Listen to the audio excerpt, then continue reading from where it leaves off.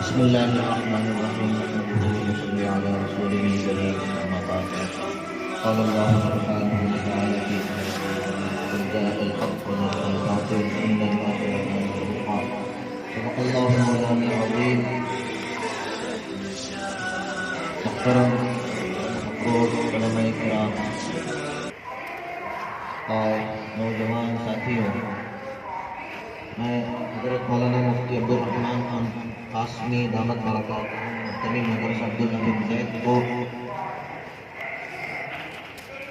اتنی خوبصورت مجلس سجانے پر اور علاقے کے لوگوں میں، علاقے کے تو لوگ نہیں ہیں لیکن جو بھی ہے، اگر آواز جا رہی ہے ان لوگوں میں بیداری لانے کا یہ جو کام آپ کر رہے ہیں، میں مبارکباد پیش کرتا ہوں۔ مجھے بڑا افسوس ہوتا ہے کہ اگر صبح میں یہ اعلان کر دیا جائے کہ شکرانے کی دعوت ہے اور 5 بجے ہے تو لوگ اٹھ کر آ جائیں گے شکرانے کی دعوت ہونے، لیکن 75واں یہ یوم آزادی کا جشن یہاں پر منایا جا رہا ہے۔ اس موقع پر علاقے کے کم از کم اس گلی کے تو لوگوں کو حاضر ہونا چاہیے۔ ہر سال الحمدللہ پابندی کے ساتھ وومن اینڈ میں منایا جا رہا ہے۔ ایک تو سالار پوریا میں بھی برابر الحمدللہ انڈیپینڈنس ڈے منایا جاتا ہے اور یہاں مدرسہ عبدالحمید زید میں بھی منایا جاتا ہے۔ تو ہمارے لوگوں میں احساس جاتا رہا ہے، وائے نادانی متائے کارواں جاتا رہا، کارواں کے دل سے احساس ضیا جاتا رہا، کارواں کے دل سے احساس ضیا جاتا رہا۔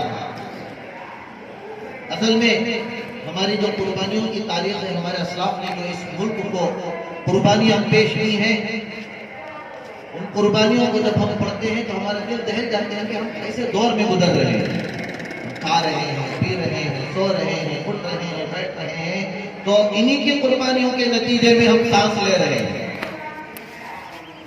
ایک دو نہیں، لاکھوں علماء نے، مسلمانوں نے ملک کو آزادی دلانے کے لیے قربانیاں دی ہیں، اور 1 سال نہیں، 2 سال نہیں، بلکہ مکمل 200-250 سال سٹرگل کیا ہے، تب جا کر ملک آزاد ہوا۔ اس ملک کو سونے کی چڑیا کہا جاتا ہے۔ کیا کہا جاتا تھا بچوں؟ بولو۔ یہ ملک ہمارا کیا تھا؟ سونے کی چڑیا تھی۔ اور یہ ہمارا ملک افغانستان، پاکستان، بنگلہ دیش سمیت بہت بڑا ملک تھا، پوری دنیا کا سب سے بڑا ملک تھا۔ بعد میں اس کے ٹکڑے ہو گئے۔ انگریزوں کی جب نظر یہاں پر پڑی، بالخصوص برطانیہ کے انگریز اور انگلینڈ کے انگریزوں کی جب نظر یہاں پر پڑی، ارے یہاں بھارت کے اندر تو اتنا مال ہے، یہاں کی زمینیں اتنی زرخیز ہیں، تو سب سے پہلے جو تاریخ بتائی جاتی ہے 1601 میں واسکو ڈی گاما کی قیادت میں پرتگال کے انگریز بنگال کے ساحلی علاقوں سے اور پھر کالیکٹ میں ساحلی علاقوں سے نظر انداز ہوئے۔ اس موقع پر جہانگیر بادشاہ کی حکومت تھی۔ اس موقع پر کس کی حکومت تھی؟ بولو، یہ نامہ کیوں نہ معلوم نہیں؟ وہ جہانگیر کی مٹھائی تھی نا، وہ یاد ہے؟ جہانگیر اس میں ہاں ملا لیا۔ بادشاہ جہانگیر کی حکومت تھی، مغلیہ سلطنت کا دورہ تھا۔ تو وہ لوگ آئے تو بنگال میں 30,000 پاؤنڈ خرچ کر کے، کتنے ہزار؟ 30,000 پاؤنڈ خرچ کر کے سب سے پہلے ایسٹ انڈیا کو قائم کیا۔ ایک کمپنی، تجارت، ہم لوگ تجارت کریں گے، تجارت کا نام لے کر بھارت میں آئے۔ کون آئے؟ انگریز۔ تجارت کا نام لے کر بھارت میں آئے۔ دراصل تجارت کے پیچھے بھارت کو لوٹنا تھا، بھارت پر قابض ہونا تھا، بھارت پر حکومت کرنا تھا۔ پھر اس کے بعد دھیرے دھیرے جب جہانگیر کا دور ختم ہوا، حضرت عالمگیر اورنگزیب رحمۃ اللہ علیہ کا دور شروع ہوا۔ حضرت عالمگیر اورنگزیب رحمۃ اللہ علیہ جب تلک رہے اس وقت تلک بھی انگریز تجارت ہی کر رہے تھے، لیکن ان کی تجارت کی سرحدیں بڑی دور دور تلک پہنچ گئی تھی۔ بڑے بڑے مراکز گجرات میں، احمد آباد میں، سورت میں، اجمیر میں، بہت سارے علاقوں میں انہوں نے قائم کر لیا تجارتی مراکز۔ میں مختصر انشاءاللہ اس کو کنکلوڈ کرنے کی کوشش کرتا ہوں۔ پھر حضرت عالمگیر اورنگزیب رحمۃ اللہ علیہ کا جب دور ختم ہوا تو مغلیہ سلطنت منتشر ہو گئی۔ کون سی سلطنت منتشر ہو گئی؟ مغلیہ سلطنت منتشر ہو گئی۔ پھر اس کے بعد یہ ملک طوائف الملوکی کا شکار ہو گیا، الگ الگ اسٹیٹ ہو گئے اس ملک کے۔ ملک حضرت عالمگیر اورنگزیب رحمۃ اللہ علیہ کے زمانے تلک ایک تھا۔ افغانستان بھی بھارت میں تھا، پاکستان بھی بھارت میں تھا، بنگلہ دیش بھی بھارت میں تھا، سری لنکا بھی بھارت میں تھا۔ لیکن جب حضرت عالمگیر اورنگزیب رحمۃ اللہ علیہ وفات پا گئے تو اس کے بعد صوبوں میں یہ ملک تقسیم ہو گیا۔ راجا مہاراجاؤں نے اپنے اپنے نام کا اعلان کر دیا کہ گجرات کے راجا یہ ہوں گے، دکن کے فرما روا اور حکمران کون ہوئے؟ حضرت ٹیپو سلطان ہو گئے۔ تو اس طرح یہ ملک تقسیم ہو گیا، اور پھر انگریزوں کے ناجائز قبضے اور ان کا ظالمانہ دور یہاں سے شروع ہوتا ہے۔ حضرت ٹیپو سلطان شہید رحمۃ اللہ علیہ کے والد حضرت حیدر علی خان، ان کو نہیں بھولنا چاہیے۔ 1760 میں پہلی جنگ لڑی انگریزوں کے خلاف، کس نے؟ حضرت حیدر علی خان نے۔ اور اس جنگ میں حضرت ٹیپو سلطان شریک تھے، محض 17 سال کے تھے حضرت ٹیپو۔ کتنے سال کے تھے؟ 17 سال کے تھے۔ 17 سال کی عمر کے نوجوان آج گانجے مار لے کو، بیڑیاں مار لے کو، سگریٹاں مار لے کو، تعلیم چھوڑ دال کو، غیر ضروری کاموں میں اپنی زندگی تباہ کر رہی۔ لیکن ہمارے 100-150 سال پہلے کی تاریخ اٹھا کر دیکھو کہ 15 نوجوانوں کے اندر وطن سے، ملک سے کتنی محبت تھی۔ حضرت ٹیپو اور حضرت حیدر علی خان والد اور بیٹے نے پہلی جنگ کی ہے۔ اس جنگ میں انگریزوں کو شکست ہوئی۔ پھر اس کے بعد 1782 میں 1782 میں حضرت ٹیپو سلطان دکن کے فرما روا مقرر ہو گئے، طے ہو گئے۔ آپ بادشاہ بن گئے، دکن کے فرما روا بن گئے۔ پھر آپ نے 1780 میں انگریزوں سے دوسری جنگ لڑی۔ دوسری جنگ میں بھی انگریزوں کو شکست ہوئی۔ پھر انگریز 10 سال تک محنت کرتے رہے۔ 10 سال کے بعد انگریزوں نے حیدرآباد کے ایک نظام سے انہوں نے تعلقات قائم کر لیے، ان کو خرید لیا۔ 12,000 فوج کو انگریز نے منگایا حیدرآباد سے۔ پھر ان کو سیرنگ پٹن میں، کولار میں اور ایسے علاقوں میں وہاں پر انگریز نے رکایا، ٹھہرایا۔ کیوں ٹھہرایا؟ ٹیپو کی حکومت کو ختم کرنا ہے۔ حضرت ٹیپو سے کئی جائزہ انہوں نے لالچیں دی کہ آپ کو ہم اور بھی بڑا علاقہ دے دیں گے، آپ خرچ کیجیے، بس حکومت ہماری رہے گی۔ جیسے کہ مولانا نے کہا، خلق خدا کی حکومت ہماری۔ حضرت ٹیپو نے کبھی سودا نہیں کیا۔ پھر 1792 میں 1792 میں بہت بڑی جنگ ہوئی۔ میر صادق کی غداری کی وجہ سے اس جنگ میں مکمل شکست تو نہیں ہوئی، لیکن حضرت ٹیپو کو تھوڑی ہار تسلیم کرنی پڑی۔ بعد میں انگریزوں نے یہ شرط رکھی کہ ہم آپ کو اس دکن کا فرما روا باقی رکھیں گے، ہماری شرط یہ ہے کہ آپ اپنے بچوں کو گروی رکھ دیں، اتنا علاقہ ہمارے ماتحت کر دیں۔ حضرت ٹیپو نے ملک کے خاطر بچوں کو گروی رکھنا گوارا کیا، زمین دینا گوارا کیا، لیکن انگریزوں کے ساتھ سودا کرنا گوارا نہیں کیا۔ یہ ہماری تاریخ ہے۔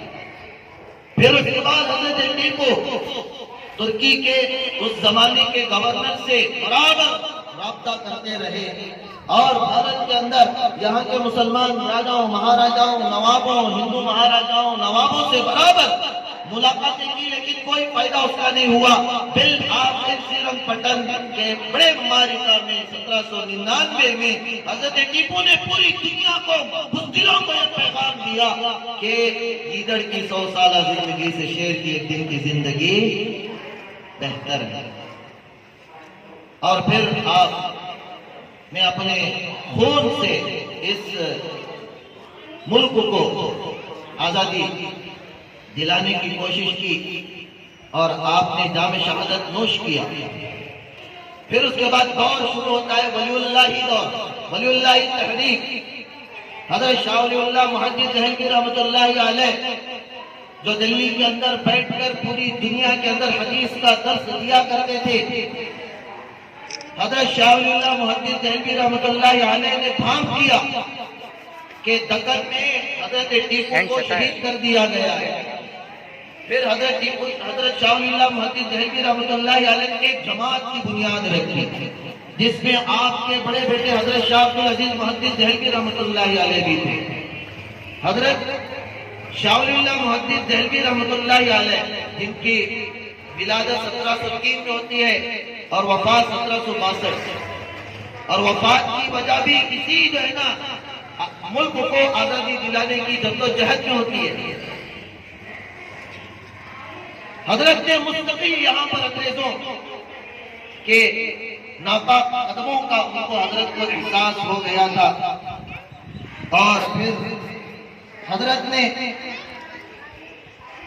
ایک تحریر کے ذریعے سے، تقریر کے ذریعے سے، اپنی خطابت کے ذریعے سے، باتوں کے ذریعے سے حضرت نے ایک زبردست لائے عمل بنا دیا۔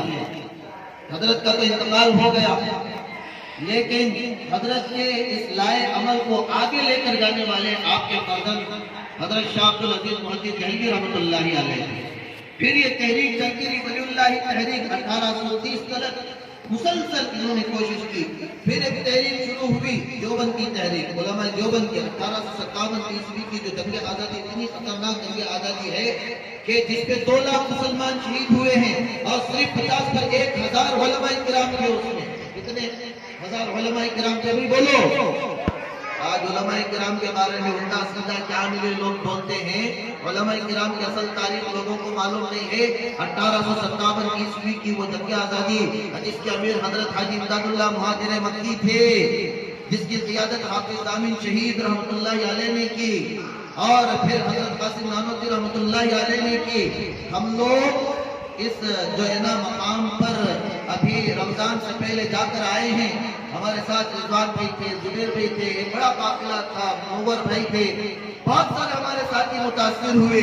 نانوتا میں ہم لوگوں نے حضرت حافظ امین شہید رحمۃ اللہ علیہ کے ہاتھ میں جو حضرت امداد اللہ مہاجر مکی رحمۃ اللہ علیہ نے سپہ سالار کا جو ایک نشان بنایا تھا وہ بھی آج موجود ہے، اور نانوتا کے اندر حضرت کے جو ناک کے نیچے گولی لگی تھی اور جو خون ان کے کپڑوں پر لگا تھا، آج بھی وہ کپڑے باقی ہیں۔ الحمدللہ ہمیں زیارت کا بھی موقع ہوا، ہم لوگ گئے تھے۔ ایسے مقامات کا سفر کرنا چاہیے، ایسے زندگی میں کبھی موقع ملے۔ ہماری تاریخ کیا ہے، نانوتا جا کر دیکھو، تھانہ پیون جا کر دیکھو، سنسار پور جا کر دیکھو، سہارنپور جا کر دیکھو، دیوبند جا کر دیکھو، شاملی کا میدان جا کر دیکھو، میرٹھ جا کر دیکھو، ملیالہ جا کر دیکھو، تمہیں ہماری تاریخ کا پتہ چلے گا۔ لال قلعہ ہم نے دیا، تاج محل ہم نے دیا، لاکھوں مسلمانوں نے قربانیاں دی، تو بعد میں جا کر یہ ملک آزاد ہوا ہے۔ پھر 1919 میں جمعیت العلماء کا قیام عمل میں آیا۔ 1920 کے اندر محفلہ کی بغاوت اور اس میں مسلمانوں کو پولیسوں نے گولیوں سے شہید کر دیا، اور پھر 1920 میں گاندھی جی اور مولانا ابوالکلام آزاد نے کوئٹ انڈیا کی تحریک چھیڑی، نان کوآپریشن کی تحریک چھیڑی۔ 1946 میں یہ کوئٹ انڈیا کی تحریک، نان کوآپریشن کی یہ تحریک کارگر ثابت ہوئی۔ اس تحریک کے بھی مرد مجاہد مہر علی شاہ شروع سے لے کر آخر تک. پھر 1920 میں مولانا محمد علی جوہر ان کے علی برادران نے خلافت کی ایک تحریک شروع کی جس میں گاندھی جی نے خود ساتھ دیا. اور پھر اس میں ہندو مسلمان اکٹھے ہوئے. ممبئی کے اندر بحری راستے میں جو ان کا سامان آتا تھا، باہر سے سامان آتا تھا، بھارت میں بکتا تھا، اس کے مصنوعات کو بیکاٹ کیا. وہاں پر کئی مسلمانوں نے، ہندوؤں نے جان گنوایا. بڑی تاریخ ہے. اس مختصر انداز میں، اس مختصر وقت میں کیا کچھ کہا جائے، لیکن کچھ اشعار پڑھ کے میں اپنی جگہ لیتا ہوں. تمہیں سے اے مجاہدوں دین کا ثبات ہے. میں آج مجاہدین آزادی کو خراج تحسین پیش کرنا چاہتا ہوں. علماء بھی شریک ہو جائیں، آپ بھی شریک ہو جائیں. آج ہم ان کے لیے ایصال ثواب بھی کریں، قرآن بھی پڑھیں اور خراج تحسین بھی پیش کریں. تمہیں سے اے مجاہدوں دین کا ثبات ہے. شہید کی جو موت ہے وہ قوم کی حیات. شہید کی جو موت ہے وہ قوم کی حیات ہے. حیات اگر حیات ہے ممات بھی حیات ہے. وَلَا تَقُولُوا لِمَنْ يُقْتَلُ فِي سَبِيلِ اللَّهِ أَمْوَاتٌ. حیات اگر حیات ہے ممات بھی حیات ہے. شہید کا جو خون ہے وہ قوم کی زکات ہے. شہید کا جو خون ہے وہ قوم کی زکات ہے. جب پڑا وقت گلستان پہ تو خون ہم نے دیا. جب پڑا وقت گلستان پہ تو خون ہم نے دیا. جب بہار آئی تو کہتے ہیں کہ تیرا کام نہیں. شہادت سے ڈرا نہیں سکتا تو مرد مومن کو. شہادت سے ڈرا نہیں سکتا تو مرد مومن کو کہ مومن ڈھونڈنے آتا ہے دنیا میں اسی دن. وآخر دعوانا الحمدللہ.